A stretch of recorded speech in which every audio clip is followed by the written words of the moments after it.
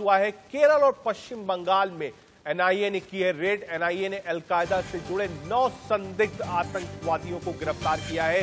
केरल के एर्नाकुलम से 3, बंगाल के मुर्शिदाबाद से 6, यानी 9 संदिग्ध आतंकवादियों को एनआईए ने गिरफ्तार किया। जी अब आईबी से इनपुट था एनआईए के बाद और उसके बाद 9 गिरफ्तारी हुई है और खबर यही है कि कुछ बड़ा करने की फिराक में थे ये आतंकवादी। इसके पहले भी हमने देखा था कैसे दिल्ली से एक बार डोला कुआं के पास से गिरफ्तार हुआ था एक आतंकवादी जो कि आईएसआईएस का था। उसके बाद खालसा ग्रुप के 2 आतंकवादी गिरफ्तार हुए थे और अब एनआईए ने 9 आतंकवादियों को गिरफ्तार किया है।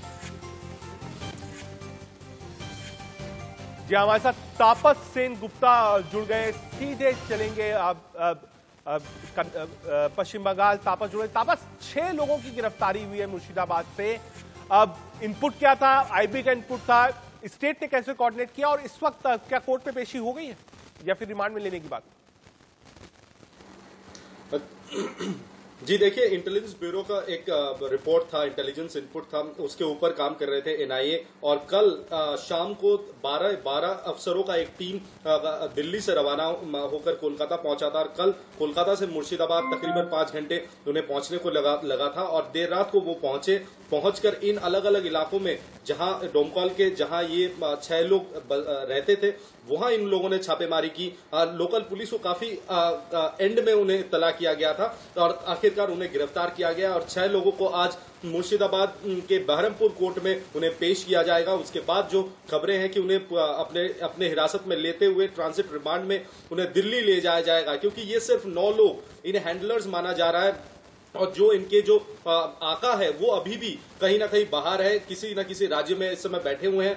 उसे धर दबोचना बहुत जरूरी है। बड़े सेल का आप कह सकते हैं एनआईए ने, आप कह सकते हैं एनआईए ने एक बड़ा रैकेट जो था, एक बड़ा जो सेल का गिरोह था उसको ब्रेक किया है। राकेश कुमार सिंह भी हमारे साथ जुड़ गए हैं दिल्ली से। राकेश, एक बड़ी कामयाबी एनआईए को। देखिए, एनआईए ने अलकायदा के बड़े नेटवर्क का पर्दाफाश किया है रजत, और सबसे महत्वपूर्ण बात यह है कि जिस तरह से एनआईए के सूत्रों की माने तो प्रारंभिक जांच के अनुसार इन व्यक्तियों को सोशल मीडिया पर पाकिस्तान स्थित अलकायदा आतंकवादियों द्वारा कट्टरपंथी बनाया गया था और राष्ट्रीय राजधानी क्षेत्र सहित कई स्थानों पर हमला करने के लिए प्रेरित किया गया था। एनआईए ये जांच को आगे बढ़ा रही है कि स्थानीय लोगों ने इन गुर्गों को कितना समर्थन दिया और कौन कौन से लोग शामिल हैं। मॉड्यूल सक्रिय रूप से धन उगाहने में लगा था और गिरोह के कुछ सदस्य हथियारों, गोला बारूद की खरीद के लिए नई दिल्ली की यात्रा करने की योजना बना रहे थे। उनके पास से जो सामग्री मिली है रजत, उसमें बड़ी मात्रा में डिजिटल उपकरण, दस्तावेज, जिहादी साहित्य, यानी बड़े चीज को अंजाम देने में आतंकवादी जुड़े। तो राकेश, इनपुट सिर्फ इन्हीं 9 लोगों का था या और भी लोगों का इनपुट है जिस पर एनआईए काम कर रही है? क्या यही सेल है या इन सेल का जो आका है अभी उसकी तलाश जारी है?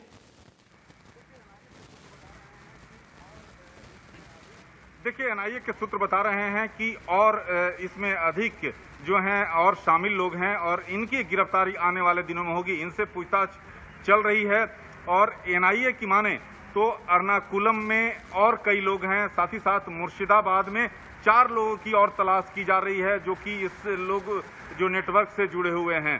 तो सबसे महत्वपूर्ण बात यह है कि एनआईए ने अलकायदा के नेटवर्क का खुलासा किया है और अलकायदा को लेकर बिल्कुल नए मामलों की छापेमारी की गई है।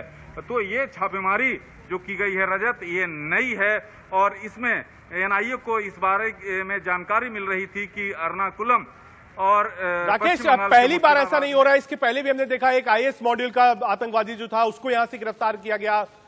खालसा गिरोह के 2 आतंकवादी थे, उनको गिरफ्तार किया गया था। तो क्या माना जाए कि जो आतंकवादी हैं वो लगातार दिल्ली को निशाना बनाना चाहते हैं और जिस दिल्ली को दहलाना चाहते हैं और बार बार एजेंसी इनके मंसूबे को नाकाम कर देती है? देखिए, लगातार इस तरह की पाकिस्तानी खुफिया एजेंसी आईएसआई दिल्ली सहित कई शहरों के दहलाने के फिराक में है। चाहे दिल्ली में आपने देखा था कि आईएसआईएस के आतंकी को पकड़ा जाना या खालिस्तान के आतंकियों को पकड़ा जाना, और अब इस मॉड्यूल का खुलासा, तो इसके निशाने पर दिल्ली था। दिल्ली के साथ साथ कई और शहर थे, लेकिन पाकिस्तानी खुफिया एजेंसी आईएसआई की मंशा यह है कि दिल्ली सहित भारत के कई शहरों को निशाना बनाया जाए और उसी के लिए लगातार ये कोशिश की जा रही है। लेकिन भारतीय सुरक्षा बल खास तौर पर एनआईए ने एक बड़ा नेटवर्क का पर्दाफाश किया है। बिल्कुल, एनआईए ने बड़ा नेटवर्क का खुलासा किया है। सीधे तापस के पास भी एक बार जाना चाहूंगा।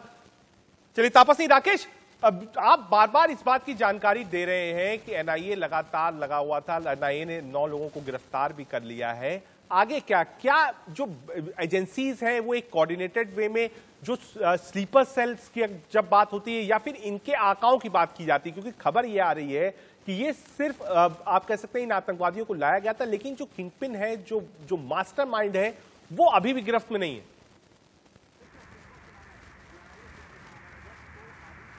देखिए, सूत्रों की माने, जो एनआईए सूत्रों के माने रजत, तो अभी भी जो इसका मास्टरमाइंड है उसके बारे में एनआईए अभी कुछ बोलने से इनकार कर रही है। लेकिन सूत्रों की माने तो मास्टरमाइंड की तलाश जारी है और ये मास्टरमाइंड जो था लगातार पाकिस्तान की खुफिया एजेंसी आईएसआई और पाकिस्तान स्थित अलकायदा के आतंकियों के साथ संपर्क में था। और सबसे महत्वपूर्ण बात ये कि जो उपकरण मिले हैं, जो देश निर्मित बॉडी आर्मर मिला है, वो सबसे बड़ी चिंता की बात है सुरक्षा बलों की।